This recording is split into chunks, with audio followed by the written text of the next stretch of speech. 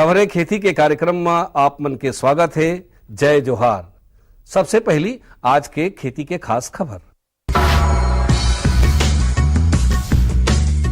सब्जी वाले फसल के विकास योजना, ग्रीष्मकालीन कोहड़ा में पाउडरी के प्रकोप और ओकर निदान, भिंडी के पंजाब पद्मिनी किस्म और पपीता के सफल खेती। कृषि के क्षेत्र में हरदम नवा नवा बदलाव आवत रही थे और ये बदलाव ला जान के किसान मन खेती करी तो मला बहुत फायदा हुई। छत्तीसगढ़ राज्य में फलोद्यान के अंतर्गत अंतर्वर्ती फसल के रूप में संकर और उन्नतशील सब्जी मन के खेती कराए के उद्देश्य ले सब्जी फसल विकास योजना चलाए जात है।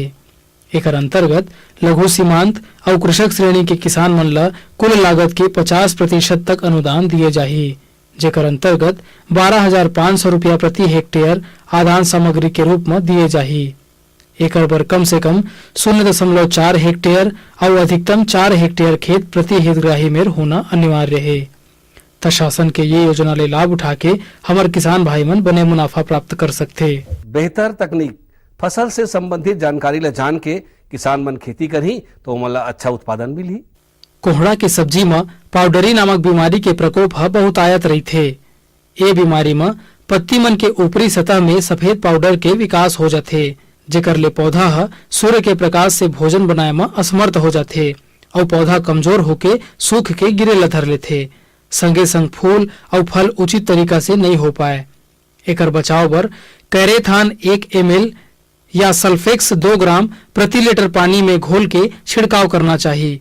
प्रभावित पत्ता ला पानी डाल के साफ करना चाहिए और गंधक चूर्ण 300 में 20 से 25 किलोग्राम प्रति हेक्टेयर के दर से छिड़काव करना चाहिए। एकर ले कोहड़ा ह बने उत्पादन देथे और लाभ मिलथे। अब खेती संबंधी खास खबर। कृषि के उत्पादन और उत्पादकता ला बढ़ाए बर जमीन के स्वास्थ्य ला सुधारे के विशेष महत्व है। वर्तमान में छत्तीसगढ़ में 7 मिट्टी परीक्षण प्रयोगशाला संचालित करे गए है। वर्ष 2013-14 में 4 ठन और नया प्रयोगशाला स्थापित करे जाही। कृषि के मशीनीकरण ले बहुत सुविधा होते और एखर से समय, श्रम और लागत तीनों के बचत होते। ये गौचार मशीन है जो बेसिकली गाय का चारा बनाने के लिए इस्तेमाल किया जाता है। ये चारा पूरी तरह कुदरती तरीके से बनाया जाता है। इसमें ना मिट्टी की जरूरत पड़ती है, ना फर्टिलाइजर, ना यूरिया, ना पेस्टिसाइड, ना केमिकल की जरूरत पड़ती है और ये पूरी तरह पानी से बनता है। अगर इसकी टेक्नोलॉजी आप पूछे तो इसमें आप देखेंगे ये जर्मिनेटेड स्प्राउट है। ये स्प्राउट करने के बाद ये 7 दिन के साइकिल में ये पूरा इस पौधे के रूप में तैयार होता है। ये 7 दिन का पौधा है। इस पौधे को आप जड़ से अपने जानवर को खिला सकते हैं, जिससे सारा प्रोटीन आपके जानवर को मिलेगा। ये पौधा खिलाने से आपके जानवर का दूध का उत्पादन में तकरीबन 20% इजाफा होता है और इसके वजन में यानी आपके केटल के वजन में भी तकरीबन 30% इजाफा होता है। ये पूरी तरह कुदरती तरीके से बनाया जाता है, सिर्फ पानी में बनाया जाता है। नवा नवा किस्म अपनाए ले और नवा नवा बीज के उपयोग करे ले ओखर से गुणवत्ता और उत्पादन दोनों में सुधार होते। सब्जी भाजी के खेती करे या किसान भाई मन भिंडी के पंजाब पद्मिनी किस्म ला अपना के अपन आर्थिक स्थिति ला मजबूत कर सकथे। ये किस्म के भिंडी पर गर्म और आर्द्र प्रकृति के जलवायु बने होथे। जीवांश युक्त महीन और उपजाऊ मिट्टी में उचित खाद पानी के व्यवस्था में ये फसल हा बने मात्रा में उत्पादन होथे। एक किस्म के भिंडी के फल हा दिखे में गहरा हरा, 5 किनारा वाले, लगातार फल धारण करे की क्षमता, कोमल और खाए में स्वादिष्ट होथे। लगभग 1.5 ले 2 महीना में तैयार ये फसल के एक फल हा 10 ले 20 ग्राम तक के वजन रहथे। त हमार किसान भाई मन भिंडी के ये किस्म ला अपना के बने मुनाफा प्राप्त कर सकथे। सफलता, अगर कोनो किसान है नवा जानकारी के हिसाब से खेती किसानी करके सफलता प्राप्त करते तो ओखर सफलता से और किसान मन ला घलो प्रेरणा मिलथे। आजकल ज्यादातर किसान भाई मन हा पारंपरिक फसल के अलावा अन्य प्रकार के साग भाजी और फल फूल के भी उत्पादन करत हे और बने मुनाफा प्राप्त करत हे। ऐसन हे राजनांदगांव जिला के अघनू भैया हा अपन 1 एकड़ के खेत में पपीता फल के खेती करत हे और बने मुनाफा कमात हे।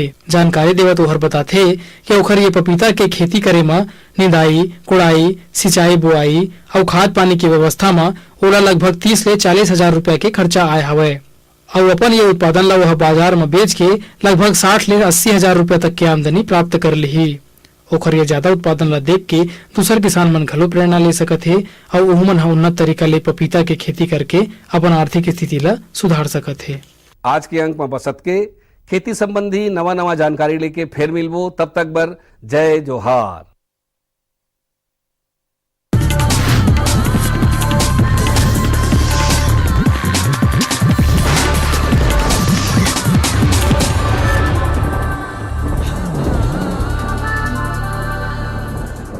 नमस्कार।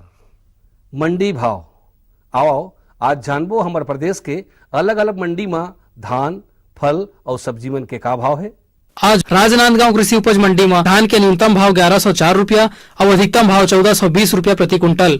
बिलासपुर कृषि उपज मंडी में धान के न्यूनतम भाव 935 रुपया और अधिकतम भाव 1309 रुपया प्रति कुंटल। महासमुंद कृषि उपज मंडी समिति में धान के न्यूनतम भाव 1010 रुपया और अधिकतम भाव 1395 रुपया प्रति कुंटल।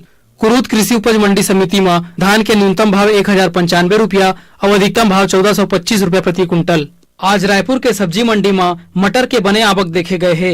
एकर व्यापार करे या व्यापारी मन बताथे कि थोक में अगर भाव 10 ले 12 रुपया है, उन्हें चिल्हर में 15 ले 20 रुपया किलो में बिकत हवे। अब बारी है मंडी समीक्षा की। राजनांदगांव कृषि उपज मंडी में धान IR 64 ला भाव मिले है 1195 रुपया ले 1402 रुपया प्रति कुंटल। धान अन्य ला भाव मिले है 1213 रुपया ले 1370 रुपया प्रति कुंटल। धान पतला ला भाव मिले है 1215 रुपया ले 1309 रुपया प्रति कुंटल। धान मध्यम ला भाव मिले है 1175 रुपया ले 1370 रुपया प्रति कुंटल। बिलासपुर कृषि उपज मंडी में धान संबा मासुरी ला भाव मिले है 1009 रुपया ले 1370 रुपया प्रति कुंटल। धान पतला ला भाव मिले है 1213 रुपया ले 1370 रुपया प्रति कुंटल। धान 1001 ला भाव मिले है 1215 रुपया ले 1309 रुपया प्रति कुंटल। महासमुंद कृषि उपज मंडी समिति में धान स्वर्णा मासुरी ला भाव मिले है 1009 रुपया ले 1370 रुपया प्रति कुंटल। धान MTU 1001 ला भाव मिले है 1175 रुपया ले 1370 रुपया प्रति कुंटल। धान संबा मासुरी ला भाव मिले है 1095 रुपया ले 1395 रुपया प्रति कुंटल। धान पतला ला भाव मिले है 1150 रुपया ले 1395 रुपया प्रति कुंटल। कुरूद मंडी समिति में धान मध्यम ला भाव मिले है 1195 रुपया ले 1402 रुपया प्रति कुंटल। धान स्वर्णा मासुरी ला भाव मिले है 1213 रुपया ले 1415 रुपया प्रति कुंटल। धान MTU 1001 ला भाव मिले है 1175 रुपया ले 1370 रुपया प्रति कुंटल। अब मोला दो विदा, फिर मिलबो, तब तक बर जय जोहार।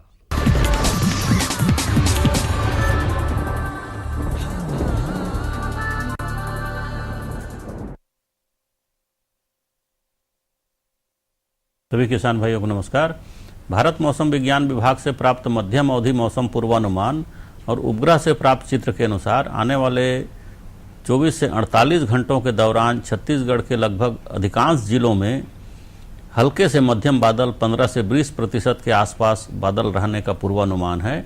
और इसके साथ साथ उत्तरी जो छत्तीसगढ़ का क्षेत्र है वहाँ पर 1-2 स्थानों में गरज चमक के साथ हल्की बूंदाबांदी का भी संभावना व्यक्त की गई है। कुछ स्थानों में तेज हवाएं चलने की भी संभावना है।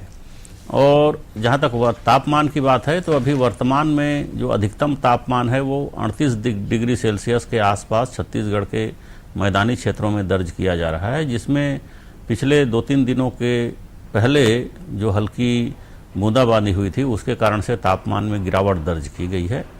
और इसी तरह से न्यूनतम तापमान में भी गिरावट दर्ज की गई और वो अभी 23 डिग्री सेल्सियस के आसपास दर्ज किया जा रहा है। इस तरह से आने वाले 4-5 दिनों के दौरान मौसम को देखते हुए किसान भाइयों को सलाह है कि वर्तमान में अभी कई स्थानों में ग्रीष्मकालीन धान की फसल जो है वो बालियां निकलने की अवस्था में आ रही है। तो इस अवस्था में जो उर्वरक की अंतिम मात्रा का छिड़काव करें। ध्यान रखें कि खेतों में 5 सेंटीमीटर के आसपास पानी रहे, अधिक पानी भर के न रखें। इसके अलावा ग्रीष्मकालीन मूंगफली में अब मुख्य रूप से फलियां बनने की अवस्था आ रही हैं, तो जहां पर अभी फलियां बनने की अवस्था है उन खेतों में निदाई गुड़ाई करें, जिससे ज़मीन हल्की होगी और फलियां अधिक संख्या में ज़मीन के अंदर बनने की संभावना रहती है। ग्रीष्मकालीन सूरजमुखी की कटाई, जहां पर खेत में अब फसल तैयार है उनकी कटाई करें और अच्छी तरह से सुखा कर ही उसका मिंजाई करें, भंडारण करें। जहाँ तक अभी साग सब्जियों की बात है तो अभी पिछले दिनों जो हल्की बारिश हुई उसके कारण से वाष्पीकरण की दर में थोड़ी कमी दर्ज की गई, परंतु अभी भी 8 से 10 मिलीमीटर प्रतिदिन के आसपास वाष्पीकरण दर्ज की जा रही है। तो इसको ध्यान में रखते हुए सब्जियों में, ग्रीष्मकालीन फसलों में सिंचाई की व्यवस्था करें। विशेषकर अभी फसलों में कीटनाशक जो कीट व्याधि की समस्या बहुत ज़्यादा फिलहाल अभी नहीं है, परंतु किसान भाइयों को सलाह है कि फसलों के ऊपर निगरानी रखें और आवश्यकता हो तभी कीटनाशकों दवाओं का छिड़काव करें, अन्यथा प्रारंभिक स्तर में समन्वित कीट प्रबंधन की विधियों का इस्तेमाल ज़्यादा लाभदायक रहता है। मौसम की जानकारी के साथ कृषि सलाह में आज इतना ही। नमस्कार। ये लो और बताओ। बस। अरे ये क्या भैया जी, बस इतनी सी रासायनिक खाद? किसानी छोड़ रहे हो क्या? किसानी नहीं, नादानी छोड़ रहे हैं। मिट्टी की जांच कराई है। अब तो लाला जी जितनी जरूरत है उतने ही उर्वरक खेत में डालेंगे। हाँ, किसान भाई आज ही अपने जिले की नजदीकी भूमि परीक्षण प्रयोगशाला में मिट्टी की जांच जरूर करवाएं और मिट्टी में पोषक तत्व, नमी व पौधे के विकास को देखते हुए केवल जरूरत के अनुसार ही पोषक तत्व डालें। और हाँ, मिट्टी में गंधक, जस्ता, बोरोन जैसे सूक्ष्म पोषक तत्वों का पता लगाना भी न भूलें। उर्वरक और जैविक खाद के सही उपयोग से भूमि का उपजाऊपन बनाए रखें, उत्पादकता बढ़ाएं, खर्चा घटाएं और बहुमूल्य विदेशी मुद्रा बचाने में भी सहयोग दें। और हाँ, धीमी गति से नाइट्रोजन उपलब्ध कराने वाले उर्वरकों जैसे नीम लेपित यूरिया को प्राथमिकता दें और यूरिया का पत्तों पर छिड़काव करें। अरे वाह, तू तो सचमुच समझदार हो गया रे। अधिक जानकारी के लिए संपर्क करें जिला कृषि अधिकारी या किसान कॉल सेंटर। अम्मा खाना दे दो ना। सबर कर गोलू, अभी दाल नहीं गली है। तू फिक्र ना कर गोलू की अम्मा, अब की बार अपनी दाल खूब गलेगी। क्या मतलब जी? अब की बार NFSM के तहत दाल की पैदावार को बढ़ाने के तरीकों को दिखाने के लिए देश में 1000 क्षेत्र चुने गए हैं, जिसमें हमारा इलाका भी आ गया है। पर इससे हमें क्या फायदा? हमें 5 एकड़ खेती के लिए खाद और कीटनाशक के अलावा बढ़िया बीजों की एक मिनी किट भी मिलेगी। इतनी दाल का करेंगे क्या जी? अरे भगवान, सरकार ने दलहन का समर्थन मूल्य भी खूब बढ़ा दिया है और इनकी खरीद का भी पूरा इंतजाम कर लिया है।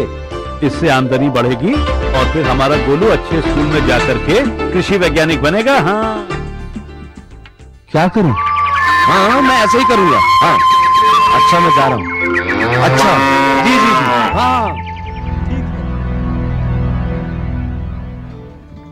जी जी जी। किससे बात कर रहे थे इतना हंस कर? किसान कॉल सेंटर, विशेषज्ञ से खेती के बारे में सलाह ले रहा था। सुबह भी, रात को भी? किसान कॉल सेंटर सुबह 6 बजे से रात को 10 बजे तक खुलता है। रविवार को भी? हाँ भाई, साल के 365 दिन खुलता है। और इतना फोन का बिल कौन भरेगा? अरे, किसान कॉल सेंटर की सेवा मुफ्त है। पर तुम ये सब क्यों पूछ रही हो? मैं तो कुछ और ही समझी थी। किसान भाई कृषि संबंधी समस्याओं का अपनी भाषा में तुरंत समाधान पाने के लिए पूरे भारत में किसी भी फोन से राष्ट्रीय हेल्पलाइन नंबर 1800-180-1551 पर संपर्क करें। किसानों का दोस्त किसान कॉल सेंटर। गांव और शहर शहर में बात चली, राष्ट्रीय बागवानी मिशन की लहर चली। आसान हुआ अब फल फूल मसाले उगाना, नर्सरी लगाना और जैविक खेती अपनाना। अब हुआ तकनीकी प्रशिक्षण पाना आसान, विपणन के लिए भी है सहायता के प्रावधान। अधिक जानकारी के लिए जिला बागवानी अधिकारी या राज्य बागवानी निदेशक से संपर्क करें। राष्ट्रीय बागवानी मिशन, जीवन संवारे, खुशियाँ फैलाए। कार्यक्रम देखिए जम्मू किसान भाई बहनी मल्ला जय जोहार। किसान भाई हो, हमन कृषि दर्शन कार्यक्रम में प्रत्येक एपिसोड में कृषि संबंधी नवा नवा जानकारी देते हैं। आज हमन आप मल्ला केला के वैज्ञानिक खेती के बारे में जानकारी देबो। केला के आधुनिक और वैज्ञानिक खेती कैसे करना चाहिए, आओ जानकारी लेवन।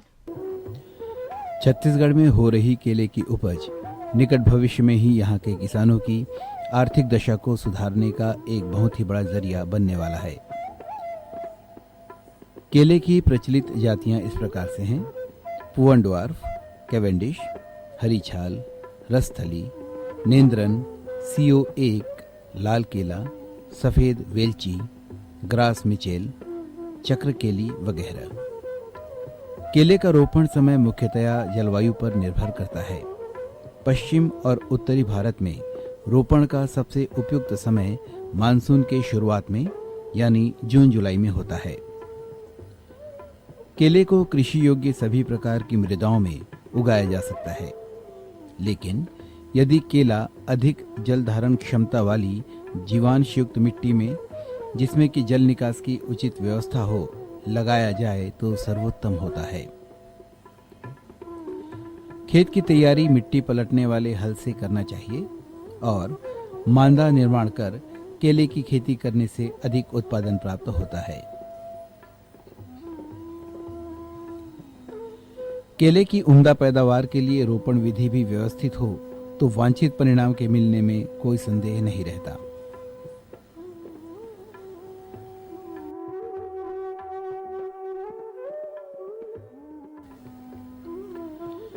इसके रोपण के लिए भूमि को गहरी जोत कर समतल कर लेना चाहिए। तैयार खेत में 50 गुना 50 गुना 50 सेंटीमीटर चौड़ा, लंबा और गहरा गड्ढा कर लेना चाहिए। पौधों का आपसी अंतर जाति, स्थल और भूमि की उर्वरता पर निर्भर करता है। ये दूरी जानकारों से सलाह लेकर भी तय की जा सकती है। वैसे अधिकतर ऊंची जातियों के पौधे 3 मीटर और बौनी जातियों के पौधे 2 मीटर की दूरी पर रोपित करने चाहिए।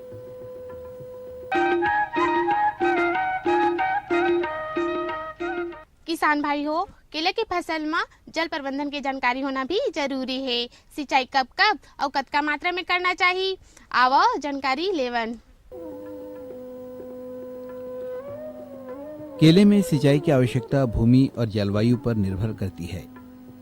यदि पौधों को लगाने के तुरंत बाद वर्षा न हो रही हो तो सिंचाई कर देना चाहिए। भूमि और वातावरण के अनुसार शरद ऋतु में 10 से 15 दिनों के अंतराल में और ग्रीष्म ऋतु में यही सिंचाई 4 से 7 दिनों के अंतर पर देना चाहिए। केले की पैदावार ज्यादा और बेहतर हो सके, इसके लिए कुछ सूक्ष्म तत्वों का छिड़काव सिंचाई के माध्यम से किया जाना चाहिए।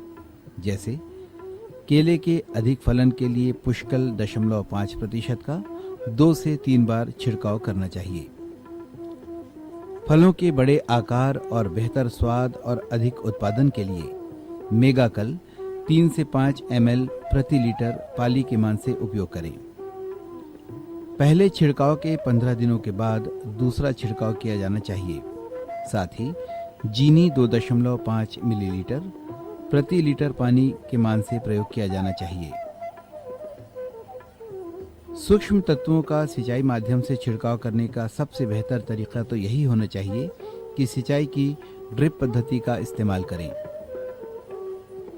केले की शुरुआत अवस्था में खरपतवार नियंत्रण बहुत ही आवश्यक हो जाता है। इसके लिए समय समय पर निंदाई गुड़ाई करते रहना चाहिए। ये गुड़ाई उथली होनी चाहिए क्योंकि गहरी गुड़ाई से केले की जड़ों को नुकसान पहुंचने का खतरा होता है। केले की जड़ें भूमि में ज्यादा गहरी नहीं होती। चूंकि केले की जड़ें ज्यादा गहरी नहीं होती, इसलिए इनके पौधों में मिट्टी का चढ़ाना आवश्यक होता है। सिंचाई के लिए ड्रिप इरिगेशन का इस्तेमाल किया जाना ज्यादा लाभप्रद होता है।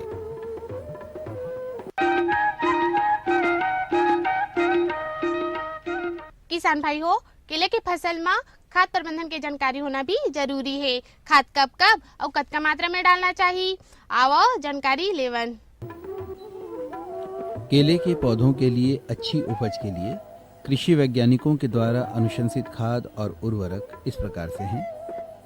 गोबर की खाद 20 किलोग्राम, नत्रजन 100 ग्राम, स्फूर 150 ग्राम और पोटाश 150 ग्राम पौध रोपण करते समय गड्ढे में देना चाहिए। या ऐश्वर्या ऑर्गेनिक खाद 2 किलो, पुष्कल 25 ग्राम, बायोफास 100 ग्राम, बायोपोटाश 25 ग्राम और बायोजिंक 5 ग्राम देना चाहिए।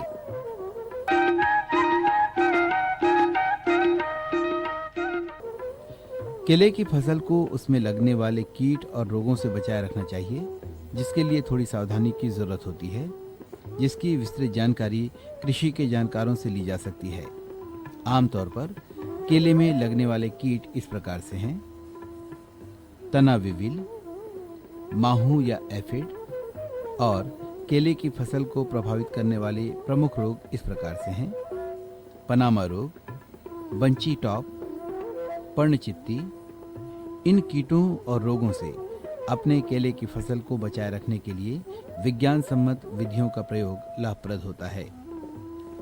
हमारे राज्य के ही कई गांवों में केले की खेती ऐसी उन्नत तकनीक से की जा रही है कि उसका अनुकरण करना हर एक केला उत्पादक किसानों के हित में होता है।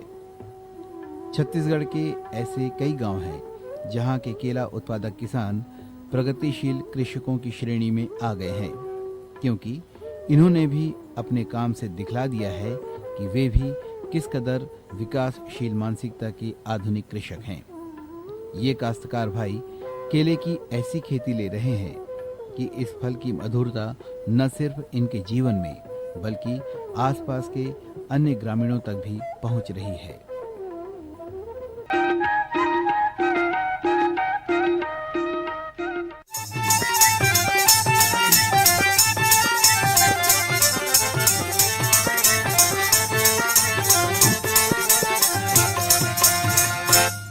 मोरे माया करे जवा लाओ गोई मारे नैना बान। मोरे माया करे जवा लाओ गोई मारे नैना बान। तोला दया नहीं लागे माया नहीं लागे आगोटिया ले रे दो।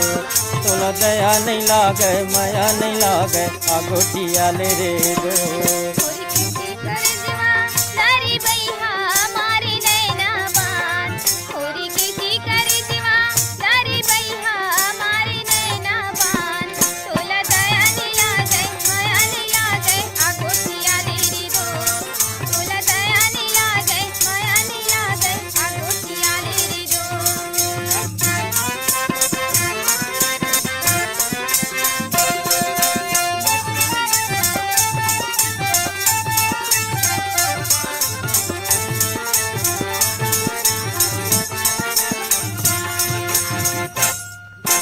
कन्याले बिनी तय पाटी पारे वो।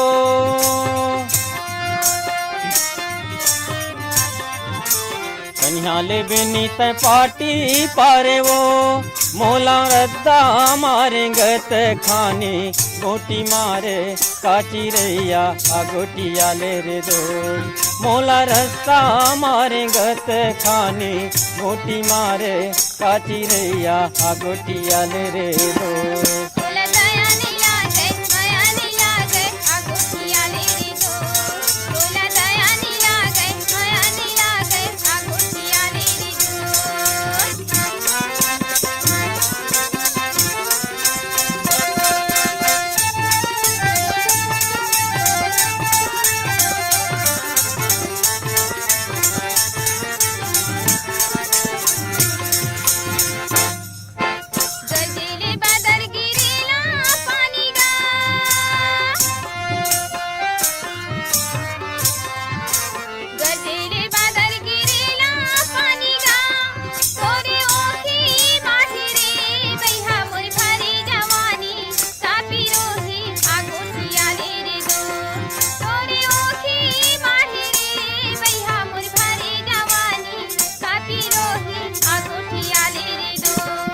तोला दया नहीं लागे माया नहीं लागे आगोटिया ले रे दो। तोला दया नहीं लागे माया नहीं लागे आगोटिया ले रे दो।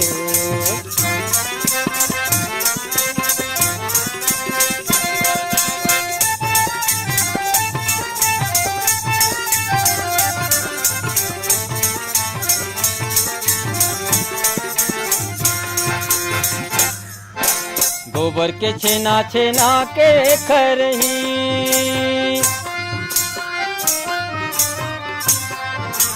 गोबर के छेना छेना के खरही।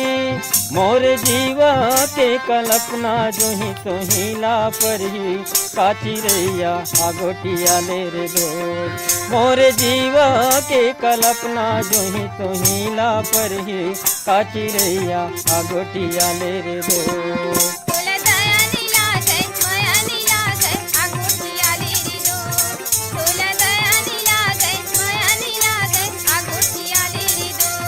तोला दया नहीं लागे माया नहीं लागे आगोटिया ले रे दो। तोला दया नहीं लागे माया नहीं लागे आगोटिया ले रे दो। तोला दया नहीं लागे माया नहीं लागे आगो जिया ले दे दो तोला दया नहीं लागे माया नहीं लागे आगो जिया ले दे दो।